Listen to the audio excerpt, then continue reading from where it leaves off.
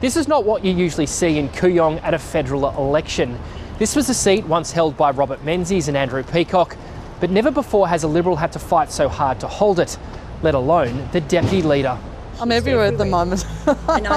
All around the country, inner city Liberals are under attack from the so-called teal independents, and there's clear battle lines. I want an independent ICAC and I want effective action on climate change, and I will negotiate with either of the major parties in order to achieve that. There are already 4 independents in Parliament who are odds on to be returned. And in every mainland state, independents are mounting serious challenges in inner suburban Liberal seats that have long been considered safe, especially in affluent, traditionally conservative parts of inner Sydney and Melbourne. Many are receiving donations through businessman Simon Holmes' Court's Climate 200 group. The 2 biggest issues are climate and integrity, and the coalition has moved away from those, leaving centre-right voters with no home for their vote. These fake independents are only challenging Liberals. They're run as a political party. They have no policy details. They have no costings. It's the vibe of the thing.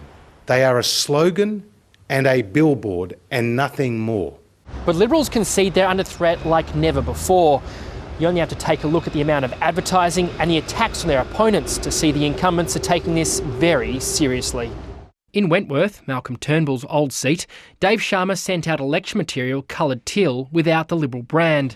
But increasingly, inner city Liberals are being undermined by their own coalition colleagues. When Liberal candidate Catherine Deeves created a storm with her comments on transgender children, North Sydney Liberal MP Trent Zimmerman denounced her. But the PM stood by his hand-picked candidate. I'm not going to allow her to be silenced. Then yesterday, Nationals MPs put climate back on the agenda. The net zero thing is all sort of dead anyway. I was a strong advocate for net zero emissions by 2050 and that commitment from the coalition is clear, firm and non-negotiable. Victorian Nationals MP Darren Chester considered becoming an independent after being sacked from the ministry by Barnaby Joyce. He's also trying to distance himself from Matt Canavan. Obviously I'm on your program trying to explain his thinking. I don't know what he's thinking. But long-time Liberal voters like retired Camberwell pilot Peter Clements have had enough.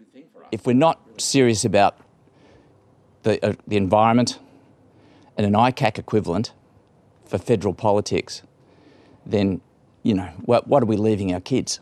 Some Liberal voters in wealthier seats want to drag the party back to the political centre, but it might be futile. The coalition sees a path to victory in regional and outer suburban seats where there's less pressure on these issues. This election might not just be a defining one for the country, but for the Liberal Party as well. Richard Willingham, ABC News, Melbourne.